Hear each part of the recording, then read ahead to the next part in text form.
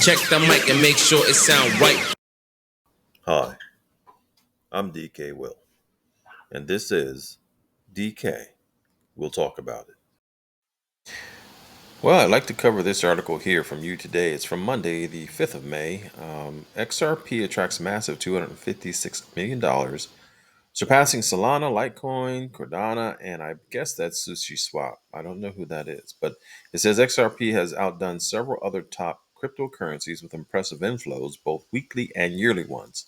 I guess that tells on me that if I don't know that Sushi Swap, I must not be invested in Sushi Swap either, huh? Anyway, it says a report published by CoinShares reveals that cryptocurrency-based investment products are welcoming inflows for the third week in succession. The cumulative three-week inflows now comprise roughly $5.5 billion. Do you think that came from retail? We'll investigate that a little bit deeper. It says after Bitcoin and Ethereum, products that involve Ripple-affiliated cryptocurrency XRP have surpassed other top 10 altcoins in the size of inflows both last week and since the start of this year, 2025. It goes on to say, under Bitcoin Ethereum leading the charge, XRP follows. We're focusing on XRP. It says the third largest weekly inflows have been demonstrated by none other that. It should be then XRP. 10.5 million came in last week and a massive 256 million year to date, according to the report. A total of 1 billion plus of worth of XRP is currently under management in various XRP products. That's an interesting point too. For Bitcoin, this figure is much higher. Of course it is. And so continuing on, it says last week, without specifying the crypto, but talking about ETFs in general, CoinShares revealed that BlackRock's iShares attracted 2.569 billion in crypto, and it currently holds 61.972. I guess that would also be billion. I don't know. Worth of cryptocurrencies. They left out the billion part. If this is about spot ETFs, then we are discussing Bitcoin and Ethereum. No, we're not. Guess what we're discussing? We're discussing XRP. And the real point of this is looking at these numbers, two numbers that really matter to us and my discussion today. The 256 million, of course, attracted into XRP, and also the 5.5 billion attracted into the cryptocurrency based investment products, the crypto market. And how much does a retail investor have a play in that? Well, I did some math on that, and I actually went to a couple of sites to get a few facts under the belt. And one of those facts under the belt came from this article here, published back in May of 2020, so a little bit dated. But it says all of the world's money and money and markets in one visualization. And we've done a similar thing with these squares before in a very older video talking about liquidity. I'll put a card in here for that for XRP. But you see that one block, it says each one is worth 100 billion. So that's the silver market, 100 billion. Okay. And then as you go down, you can see cryptocurrency. There's 100 billion plus. Bitcoin gets a bunch, and then I guess the altcoins get. So I don't know what that is, but nonetheless, it ain't much compared to these other figures. Well, the figure that I was concerned with, aside from being kind of surprised that billionaires have more net worth than military spending, which is phenomenal if you look at it from a global perspective, and that's what I was looking at it for. The world. See, it's the world's billionaires.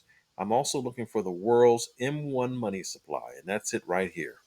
And although it may be a little bit more now, it still will suffice as a mathematical equation. In the mathematical equation I use to show that retail really isn't doing any of this, because the narrow money, that's the liquid money, is $35.2 trillion. That's world's coins, banknotes, checking deposits. It's M1 money supply. And we're going to use that figure, $35.2 trillion. That's what most people use to buy their cryptocurrencies. And I want to thank you for stopping by. Don't forget to like, subscribe, and comment. Every comment gets a heart. And I appreciate you stopping by. DK will talk about it.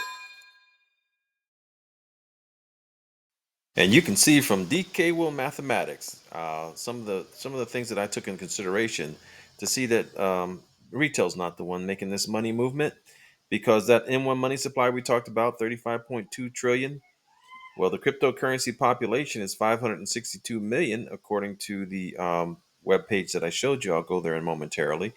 At 6.8% of the population. 6.8% of the M1 money supply, just to simplify things, is $2.39 trillion. That's an average investment of $4,259 per cryptocurrency population. Now, of course, when I show you that article, you'll see that the increase is 142 million new investors. So that's an average new investment of $38.73 to make this 5.5 billion that the article spoke of as an increase in 3-week inflows for crypto. That's only an average of $9.79 per investor. Doable? Absolutely doable. Likely? Highly unlikely. Remember, these figures include retail and institutional. It's all investments. And then how about those XRP year-to-date inflows of $256 million? Well, that would mean the average invested in XRP by the entire cryptocurrency population is $1.80. And if you go with the increase in wallets in quarter 1 of 423,727 new wallets, that's an average new wallet paid $604 to buy a wallet. That's the only figure that really made any sense to me as a potential retail impact. The rest don't really justify any retail impact to explain $5.5 billion of newly invested money in crypto, nor does it really explain $256 million invested in XRP, because we know the institutions are coming on board. How do we know the institutions are coming on board? Well, we know by continuing to dissect this article. If you look at this article, it made the point here, keeping in mind that Bitcoin and Ethereum attracted 1.8 billion in inflows. Ethereum drew 149 million in inflows. But then it says over the past 2 weeks, Ethereum has scooped up 336 million from institutional whales. Now, keep in mind the figures I was showing you were figures applying to XRP. Now let's add all these monies to the picture. And what does that do to our averages that we were looking at on our DKWILL mathematics? You see the difference there? And so as we go on, we can see here that let me find it here. Right here, we were told CoinShares revealed that BlackRock, iShares, attracted $2.569 billion in crypto and currently holds $61.92 billion in crypto. And continuing further, we can see here it says 21 shares attracted 22 million. Pro shares, ETFs, and coin shares XBT provider AB. We got a loss, and 1 million. So what we see is the institutions are definitely coming on board. It says over the past few months, the cryptocurrency market has witnessed a gargantuan $19 billion flowed into the cryptocurrency market over the past month, indicating the growing confidence of whales and financial institutions. So are we guessing at this? No, we're not guessing at this. It goes on to finish. Besides, earlier today, the constant Bitcoin absorber strategy announced yet another large Bitcoin purchase. 1,895 Bitcoin were acquired for roughly $180 million. There is another whale institution, financial institution, nation states, banks. It's not retail. One of my very first videos was this thumbnail here. Follow the money means follow the banks. You want the truth? Well, that's what I try to deliver to you. And so returning to that AAA article where it talks about the 569 million people across the globe who now own crypto, it says here that the global demand for digital currencies is exploding, raising questions about the future role and opportunities they offer businesses worldwide. There's no confusion on that. The institutions are coming. And it says dive in to find the current state of cryptocurrency ownership and how you can leverage these trends for your business growth. The institutions are coming. Matter of fact, they're already here. And so it gives some wonderful statistics that you may want to read up on yourself. I'll put the link in the description. But what really matters is as we look at the state of cryptocurrency ownership worldwide, what we can be proud of, even though we are not the leader here in U.S., it doesn't really matter where you live with crypto, in all frankness. But you can see the distribution of crypto ownership here on from 2024. But where I'm going with this is cryptocurrency was front ran. We, those of us who've been in it for more than say 4 or 5 years, 6 or 7 years, 7 or 8 years. Wow, time flies. We're front runners. And the earlier you are and the longer you held on to whatever you bought, the more likely you're going to benefit from it.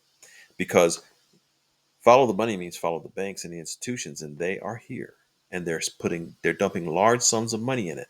And that's the only thing keeping the prices down right now is they need to buy cheap. They need to buy low before they can start selling high to the other 90. What is it? What would it be here? The other 90. Bear with me here. It was 6.8, wasn't it?